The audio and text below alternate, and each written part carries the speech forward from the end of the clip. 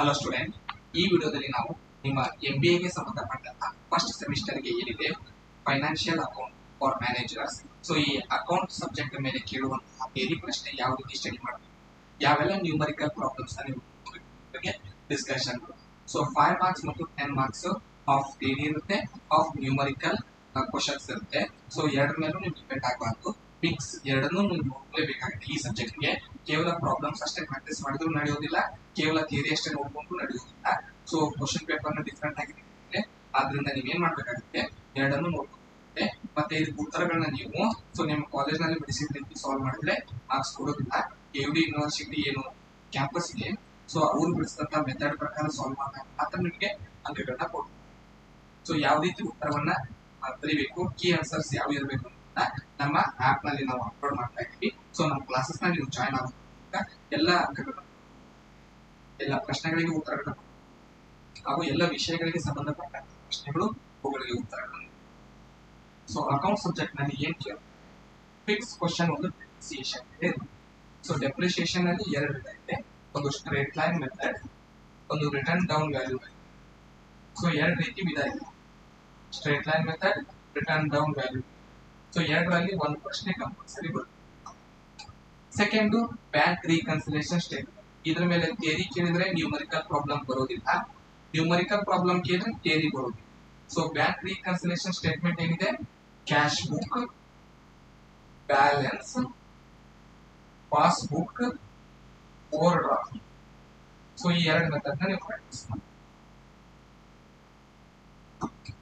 ಇನ್ನು final account.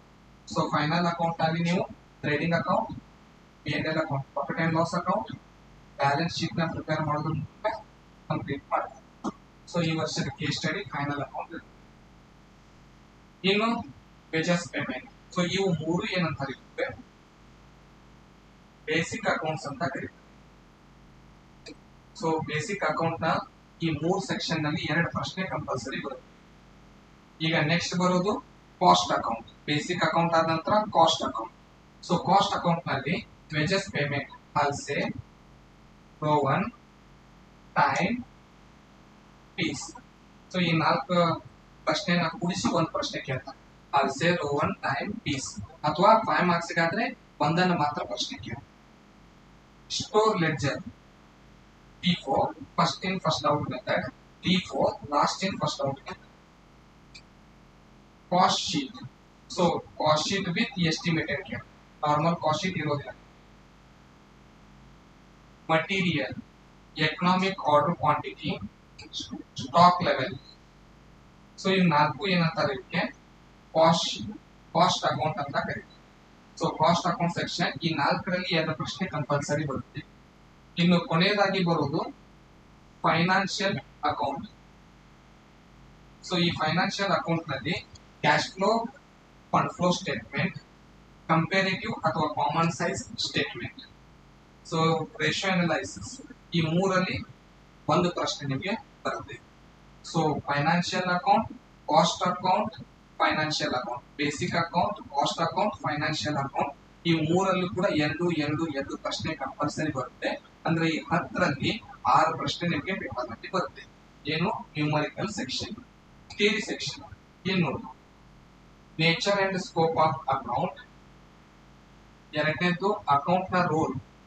ಏನು account ಅಂತ ಇರ್ತಾನೆ, ಅವನು ಬಿಸ್ನೆಸ್ ನಲ್ಲಿ ಯಾವ ರೋಲ್, ಯಾವ ಇಂಪಾರ್ಟೆಂಟ್ ರೋಲ್ ನ ಮೇಂಟೈನ್ ಮಾಡ್ತಾನೆ, ಅಥವಾ ಆತನ ಕರ್ತವ್ಯಗಳೇನು, ಕೆಲಸಗಳೇನು, ಕಾರ್ಯಗಳೇನು, functions of account. Explain the errors of omission, errors of commission ಅಂತ ಎರರ್ಸ್ ಗಳಿದೆ. ಸೊ ವಿಧಗಳ ಹೆಸರನ್ನ ಬರೆದು ಅವುಗಳ ಅರ್ಥವನ್ನ ಬರೀಬೇಕು, ಮೀನಿಂಗ್ಸ್ ನ ಬರೀಬೇಕು. BRS ಸ್ಟೇಟ್ಮೆಂಟ್ ಅಂದ್ರೇನು, ಅದರ ರೂಲ್ಸ್ ಏನು, ಯಾಕೆ ಕ್ಯಾಶ್ ಬುಕ್ ಮತ್ತು ಪಾಸ್ಬುಕ್ ನಲ್ಲಿ ಡಿಫರೆನ್ಸ್ ಬರುತ್ತೆ ಅನ್ನೋ ರೂಲ್ಸ್ ನ ಬರೀಬೇಕು, ನಿಯಮಗಳನ್ನ ಬರೀಬೇಕು. ಅಕೌಂಟಿಂಗ್ ಕಾನ್ಸೆಪ್ಟ್ಸ್ ನ ನೋಡ್ಕೋಬೇಕು. For example dual concept, matching concept.